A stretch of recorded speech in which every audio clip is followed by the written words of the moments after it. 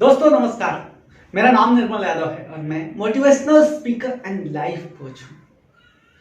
दोस्तों, जब हम सच्चाई के रास्ते पर चलते हैं तो तकलीफें बहुत आती हैं और उन तकलीफों में बहुत जल्दी हम लोग गिव अप करने का सोचने लगते हैं।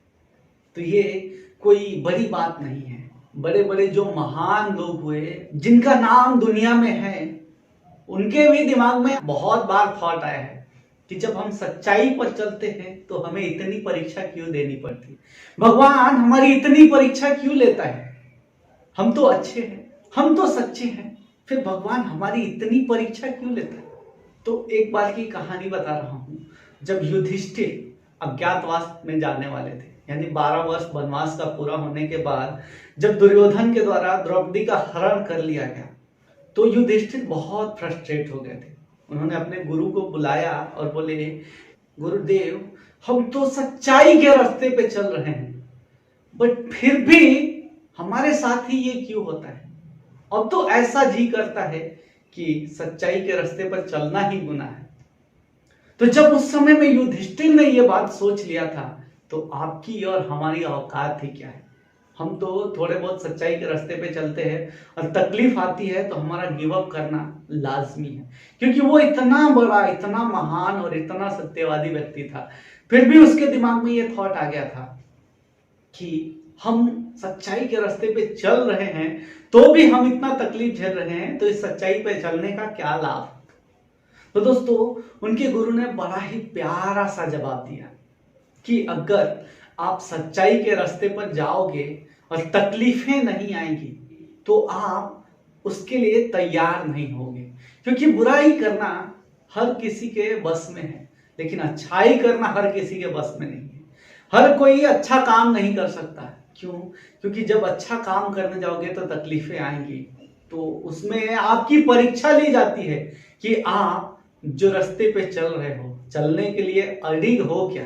उस जमाने में दुर्योधन भी हर तरह से परेशान करना चाहता था, तो युधिष्ठिर और उसके जो भी भाई थे वो सब फ्रस्ट्रेट हो गए थे। बोले ऐसे सच के रास्ते पे चलने का क्या लाभ है जब हमें हर समय तकलीफ ही तकलीफ है।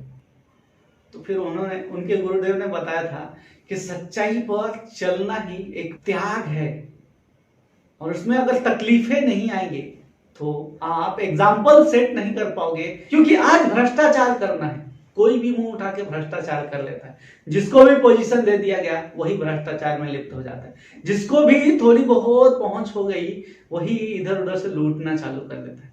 लेकिन सच्चे लोग कितने हैं?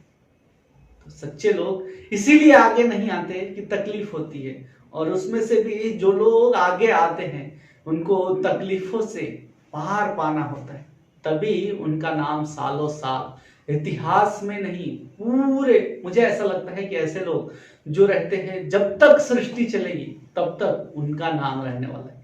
तो अगर थोड़ी बहुत परेशानियां आती हैं, सच्चाई के रास्ते पे चलते हुए थोड़ी बहुत तकलीफें आती है, तो उसको झेलना सीखो, क्योंकि नाम उसी का होता है जो सच के लिए लड़ता है, जो सच्चाई के लिए तकलीफ झेलता है। तो दोस्तों, इसके लिए ज्यादा क्या कहूं, आप खुद समझदार हो कि आपको सच्चाई का साथ देना है कि भ्रष्टाचार करना है। मैं इसके लिए ज्यादा नहीं बोलूंगा, बट हाँ इतना जरूर कहूंगा कि सच्चाई के रास्ते पे चलना है तो ही आदमी सालों साल जिंदा रह सकता है।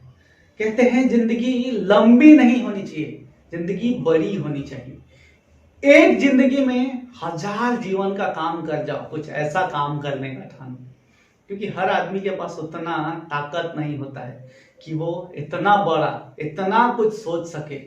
कुछ लोग होते हैं जो ऐसा करते हैं और उन्हीं का नाम जब तक सृष्टि चलेगी तब तक रहने वाला।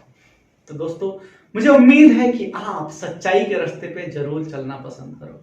हाँ, थोड़ी बहुत तकलीफें आती है और आएंगी भी, क्योंकि वो तकलीफें आपके परीक्षा लेने के लिए आती है कि क्या आप जो दम बरते हो कि मैं सच्चाई के रास्ते पे चलता हूँ, उसमें आप अडिग हो, उसके लिए आप डेडिकेटेड हो, उसके लिए आप तैयार हो। तो ये सब परीक्षाएं रहती है कि आपको जब सालों साल, सदियों तक अगर कहीं आपको जिंदा रखना है तो उसके लिए परीक्षा देना ही पड़ता है। तो दोस्तों, वीडियो कैसा लगा कमेंट करके बताइए। वीडियो अगर अच्छा लगा तो इसको लाइक कीजिए, शेयर कीजिए इसे अपने दोस्तों के साथ। मेरे चैनल को सब्सक्राइब कीजिए, बेल आइकॉन को टैप कीजिए, ऑल नोटिफिकेशन सेलेक्ट कीजिए ताकि नए वीडियोस के नोटिफिकेशन आपको मिलते रहे।